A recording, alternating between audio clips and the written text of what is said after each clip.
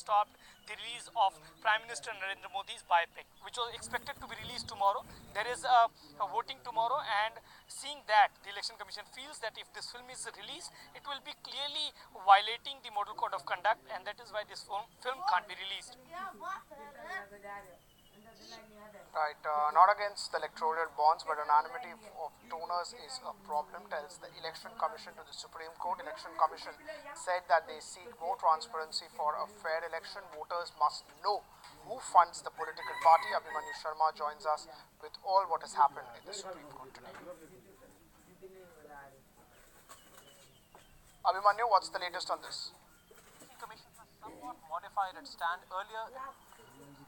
Well, the Election Commission has somewhat modified its stand. It had earlier submitted before the Apex Court by means of an affidavit that it opposed electoral bonds, but now today, in a modification from its earlier stand, it said that it does not completely oppose electoral bonds, but only opposes the degree of anonymity which several donors enjoy as far as electoral bonds are concerned. The centre, however, has defended the anonymity clause as far as investment in donations by means of electoral bonds is concerned. The centre had submitted that anonymity also gives a possibility to different companies and individuals to somehow avert victimization, since if at all it is disclosed in the public domain, if it comes out in the public domain that some companies or individuals are donating to a political party, they may suffer victimization from other political parties and also from their own stakeholders in different cases. Hence, many companies seek anonymity while giving donations to political parties. The centre also said that even agencies, in order to probe the degree of investment of black money, or to probe the probity in the investments which have been made or in the donations which have been made, they can use the bank trail method in order to determine that no black money is used, but then can lead to a growth of black money and can also allow foreign funding to seep inside India's electoral process, which will vitiate the electoral process in totality. The hearing in this case in the Apex Court will continue tomorrow. Thanks so much. Thanks so much for that, Abhimanyu. Let's go across to my colleague Neha now. Private equity is largely believed to capture the confidence of the investors in the country and economic. Was a moment where there was a lot of political tension brewing. Remember, there was a tug of war. There was frustration as far as contentment with the political party ruling was concerned. Thereby, UPA was under a lot of scrutiny following all the scams that had come to fore. 2009 was a year when UPA clearly saw a good victory, but 2014 was not the same for the UPA, and of course we have to watch out how 2019 will pan out. But yes, the past decade has clearly seen a lot of changes in the private equity space that are very symbolic of what we are seeing in the country, thanks to the various policy zigzags we have seen during the same period. Let me take you to 2009. That's the time when we had the UPA in power. In fact, if you look at the investments in 2009, it's very telling. You see 78 deals that were struck in the PE space with a valuation of just under $1 billion. Exits were not as exciting either. You had about 19 deals valued at just about $300 million. Moved to 2014, that was the year when the UPA was seeing a lot of backlash following the scams that had surfaced, and clearly there was a strong opposition as well, and we see this in the numbers as well. 160 deals, $2.4 billion worth, collectively exits also 35, pegged at just below $1 billion. 2019, the first quarter looks 165 deals in the first 3 months of the calendar year, valued at a whopping $10 billion.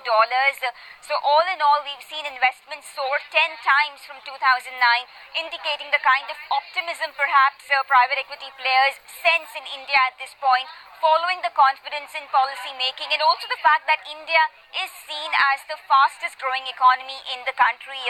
The sectors where the money was allocated is also very telling. Look at BFSI. This was one sector where in 2009 you just about saw $24 million investment from private equity funds. This has soared 10 times to over $2,410 million or $2.4 billion. This is a lot of money that we are seeing coming into the BFSI space. This has changed very much. If you look at the other sectors that were favored earlier during the UPA regime, for example, They included the likes of shipping and logistics, for example. And overall, we have seen a vast shift from sectors that were earlier preferred under the UPA regime to sectors that are now being preferred under the NPA regime, which of course include BFSI. You also have IT and IT-enabled services that seem to be very popular. In the past 5 years, we've seen investments soared, a lot of money coming into these sectors. Hotels and resorts, for example, underline the kind of thrust we are seeing as far as tourism is concerned. Investments have soared to as much as $575 million from just about $5 million in 2009. So clearly we are seeing not just a lot of bias as far as sector allocation is concerned, but more importantly, just look at the investment numbers, and they do tell a very to the press telling conference story. of Nirmala Sitharaman. She is addressing the media on the Rafale case. Two former ministers and also one of the lawyer activists is waiting to be heard by the court. The review petition is waiting to be heard. In the meanwhile, when these documents were being published, which we hold were illegally obtained, a question whether those documents will have to be considered or not came up, and to that limited point, the government's position that they need not be taken been put aside. The court said, as and when they will review, based on that review petition, they will have these documents also put before them. That's all that has happened. And in this, the immediate response, particularly of the Congress president, is what I wish to start with today's press conference to highlight. His tweet has been given to me. I've seen him speak to, has been given to me. And in that, he has said that the court has said, here, the claim was that the Congress president has said, इस बात को supreme court ने मान लिया है. These are exact words that I'm reading out, both from his tweet and from his remarks in the media. I would like to question here. हम सबको मालूम है, we all know very well that the Congress president probably doesn't read even a half a paragraph. He conveys things which are being told to him.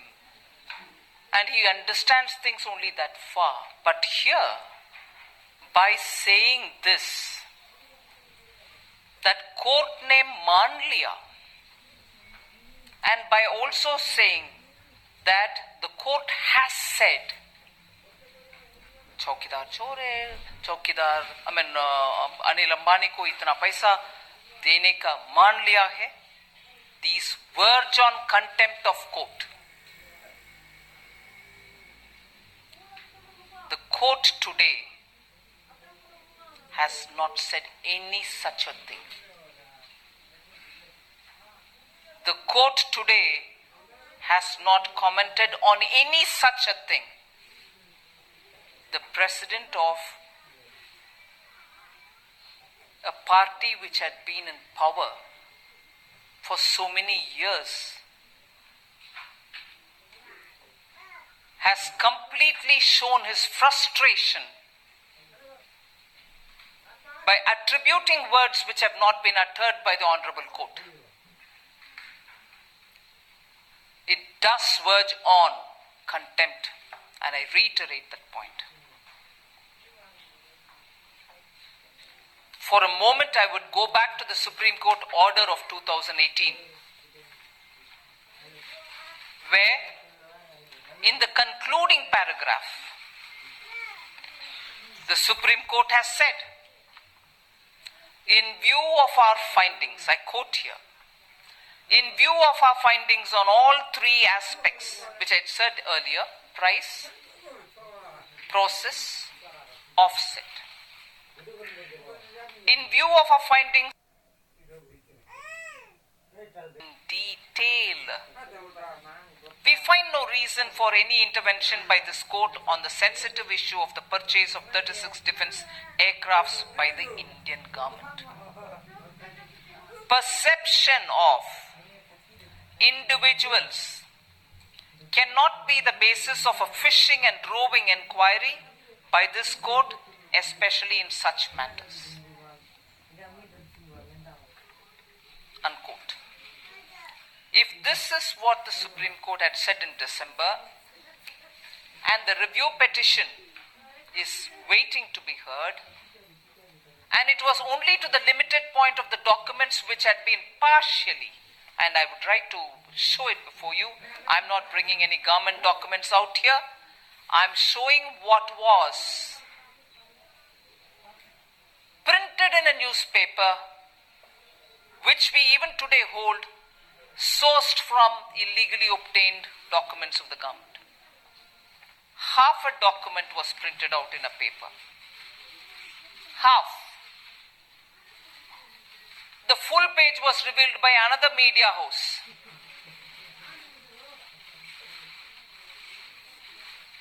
And it is this which I'd like to highlight, which we very clearly said there was this kind of a bringing out of a document partly being shown for some God knows what agenda. And if indeed the minister's opinion was what is being drawn an attention to, it would only be fair to reveal the minister's opinion too. Even that was not revealed. So with this kind of selective picking on, I use the word in the sense of stealing of information, selective picking up on stolen documents, which is what was talked in the court, and today the court has told us that produce the BJP view and Nirmala Sitharaman talking about what happened in the Rafale case today. That's a wrap on this show. Stay tuned for all the latest to ET Now. On the other side, there is a special programming which is coming up with none other than market veteran Ramesh Dhamani.